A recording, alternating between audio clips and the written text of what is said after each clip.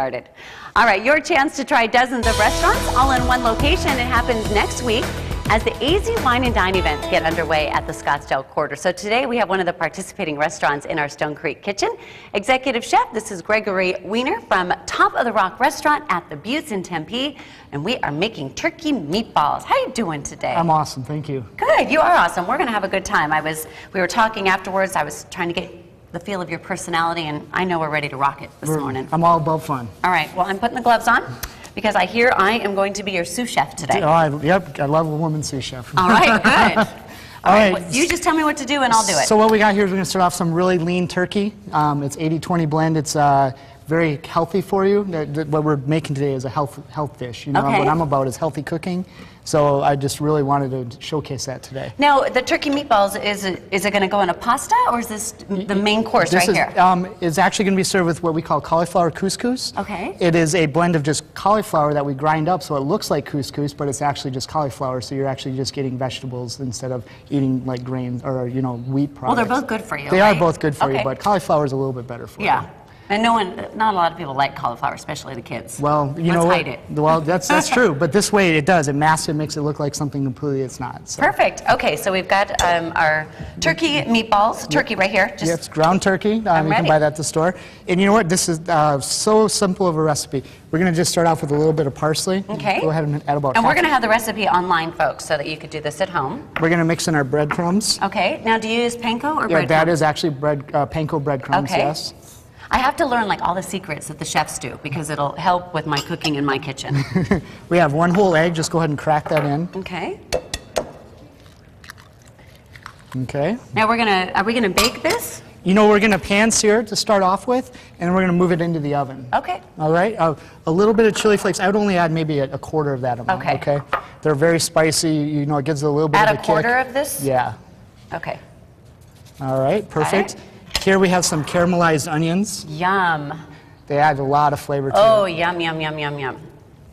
And I see cheese over there, and Yep. if you watch regularly, you know that I am a huge fan of cheese. Wonderful. Well, Are we going to put all of that in? No, you know, we're only going to put about we're only going to put about a quarter of that. What would happen if we put all of it? It would be delicious, but it wouldn't be quite as healthy for Okay. you. Maybe when I do it at my house. Yes, we can when you put do it all at of your that house, you can cheese put in. all of you want. All right, so we have some really great spices here.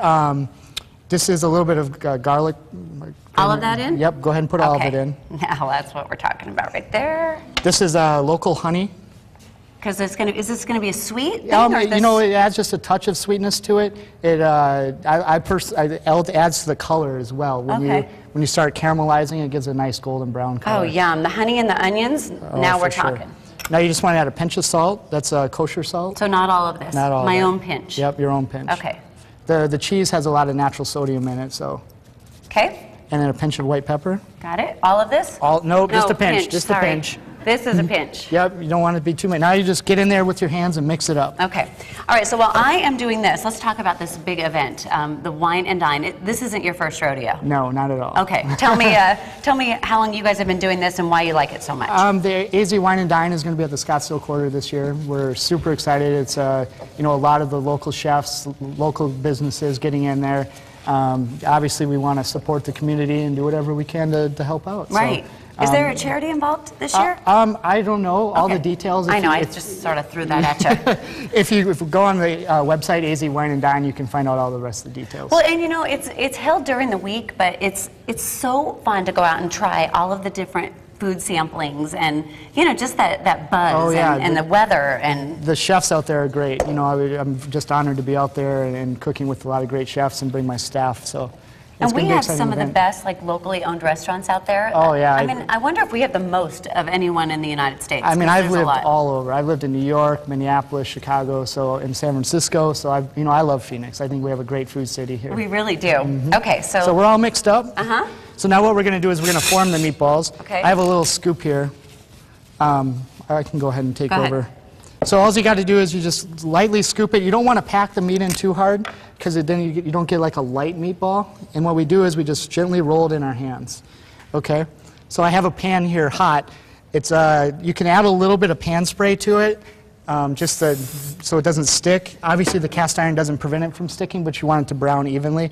So we're just going to put that in there. You didn't have a bigger pan, huh? Well, we're only going to make 3 meatballs today. Okay. Mike, you're going to be here a long time. We're only making 3 meatballs, so we're just going to put 3 in here.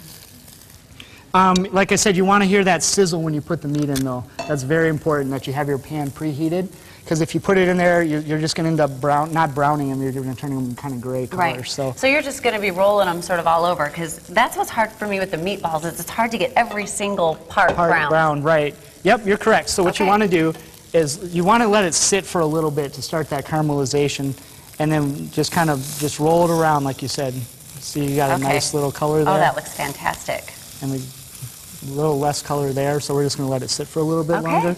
Well, while you're doing that, when we come back, we are going to make, are we going to make the cauliflower? No, actually, we're going to make the pomegranate pico de gallo. Oh, it's a twist on your traditional pico de gallo. Okay. I'm using local pomegranates. All right, great. And we have a lot of pomegranate trees out there. Oh, we sure do. We have actually some growing right on property.